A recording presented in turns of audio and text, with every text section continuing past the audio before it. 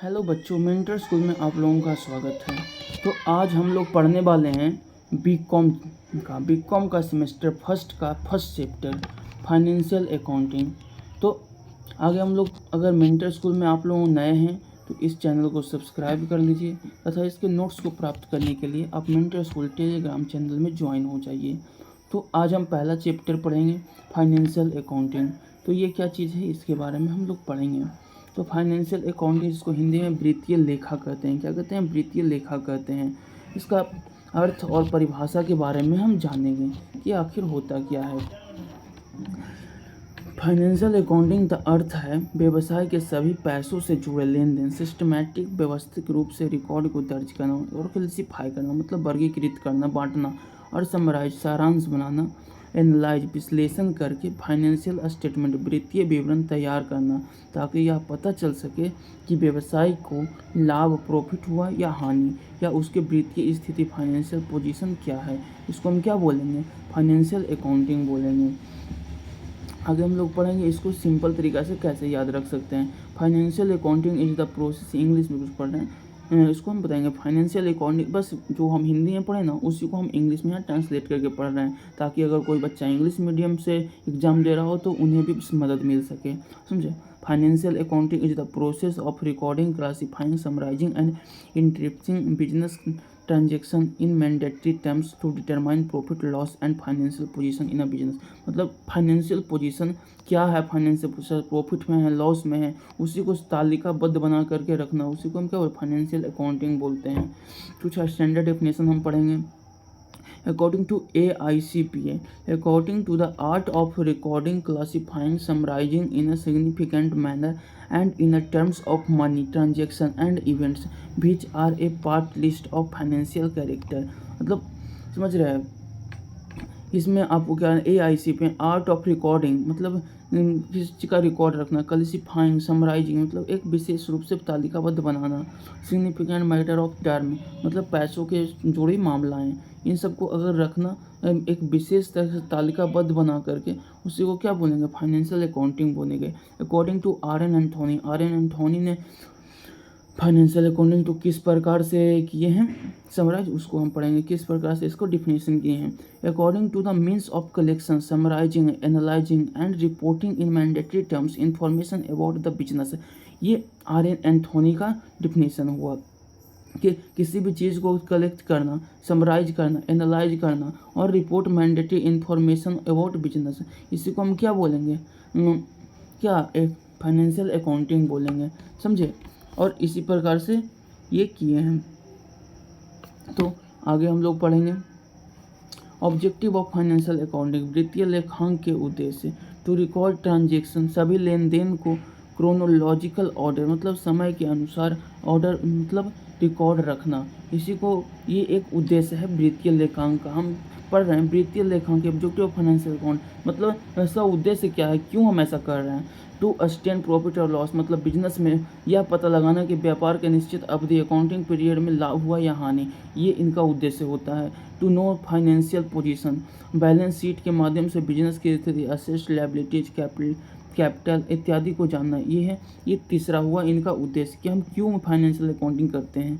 To provide information to user, हम लोग user को प्रोवाइड करते हैं इन्फॉर्मेशन कि कितना प्रॉफिट चल रहा है, कितना लॉस में चल रहा है हमारा बिजनेस, इसी को। और जैसे इंटरनल एक्सटर्नल यूजर जैसे मालिक, निवेशक, बैंक, सरकार आदि को आवश्यकता जानकारी देना, मतलब कि जैसे कि हम लगा रहे हैं हमारा एक बिजनेस, उसमें हम अपना इन्वेस्ट किए तो हमको बताने के लिए एक अकाउंटिंग करोगे ना कि तुम्हारा बिजनेस कितना लॉस में चल रहा है। ऐसे यूट्यूब अगर कोई चलाते होगे तो वहाँ पे अगर कोई ग्राफ देखते होगे तो यूट्यूब का ग्राफ तो कहीं पे ज़्यादा बढ़ रहा है, कम बढ़ रहा है, वो फाइनेंशियल अकाउंटिंग होता है। आपको पता चलता है आप कितना काम कर रहे हो, कितना आपका आगे हो रहा है, कम हो रहा है, समझे।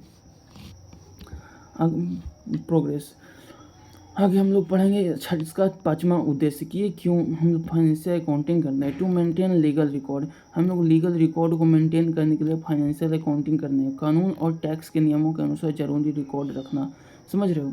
To help in decision making, हम लोगों को डिसीजन लेने में कि अगर हमारा बिजनेस इतना प्रॉफिट में चल रहा है तो हम इसमें इन्वेस्ट करें या तो ना करें, ये डिसीजन लेने में भी बहुत मदद करता है फाइनेंशियल अकाउंटिंग।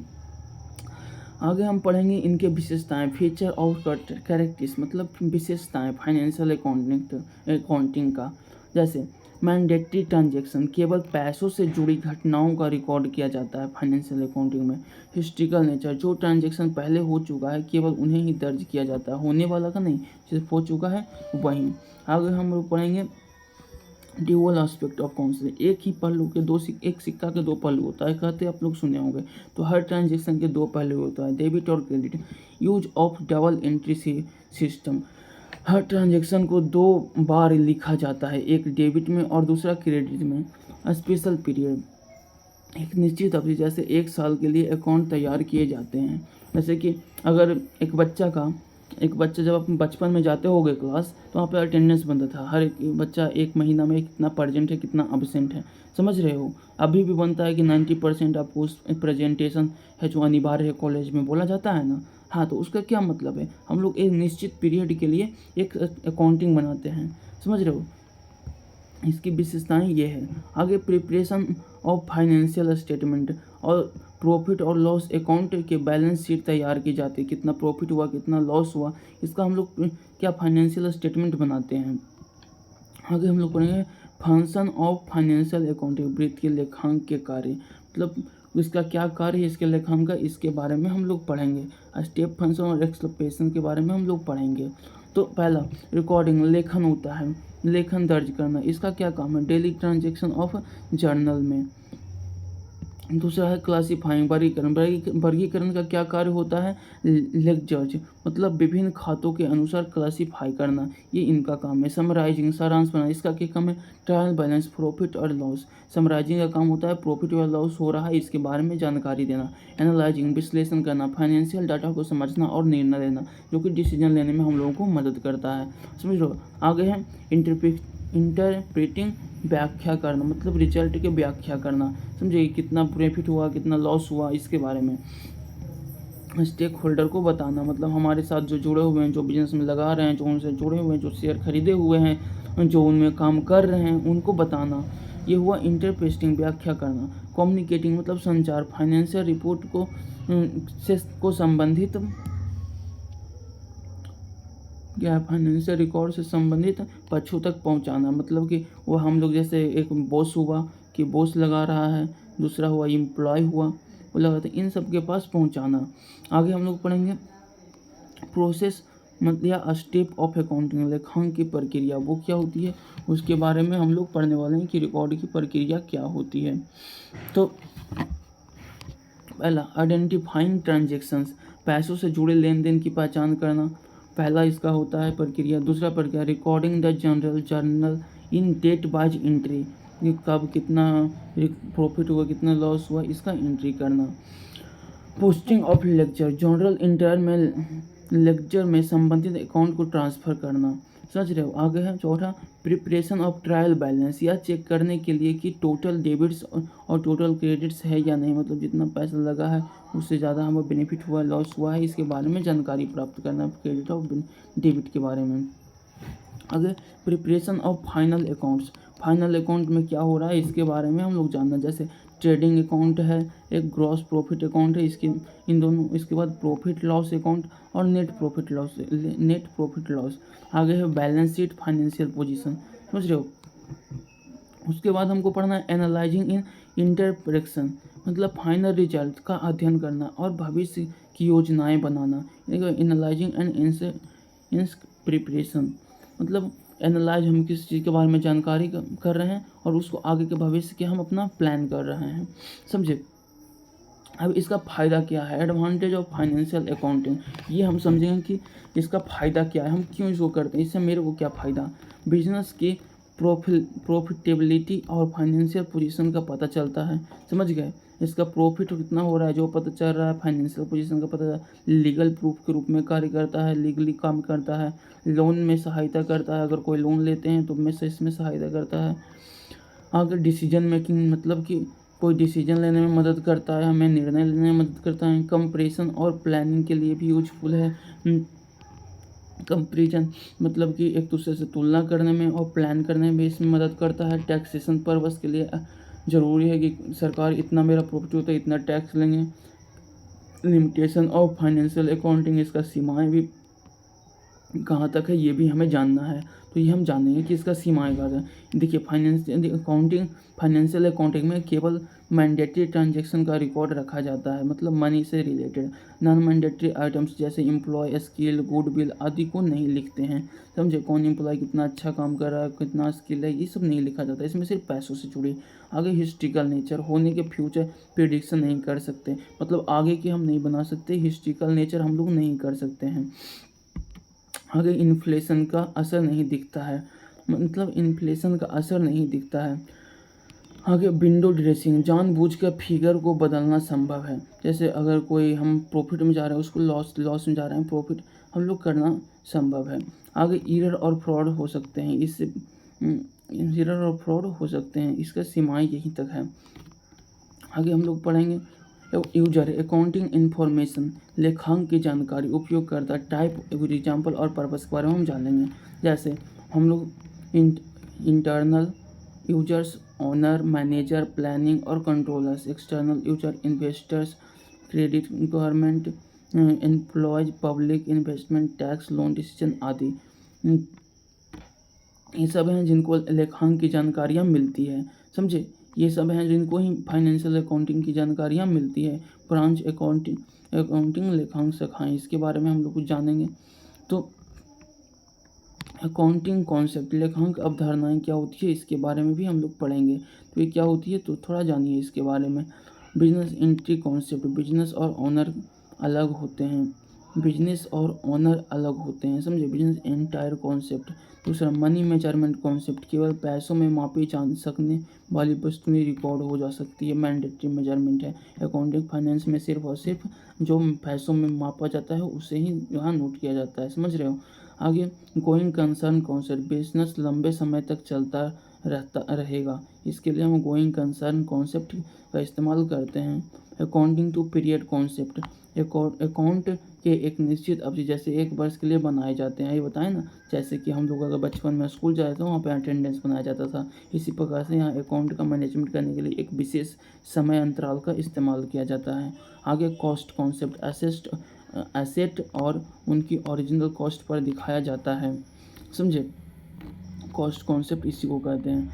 आगे ड्यूअल एस्पेक्ट कॉन्सेप्ट, हर ट्रांजैक्शन के 2 पहलू होते हैं, डेबिट और क्रेडिट। समझे, ये दोनों लिखा जाता है, इसको हम ड्यूअल एस्पेक्ट कॉन्सेप्ट कहते हैं। आगे है मैचिंग कॉन्सेप्ट, मतलब एक्सपेंस और उसके पीरियड के रेवेन्यू से मैच किए जाते हैं, ये मैचिंग कॉन्सेप्ट हुए।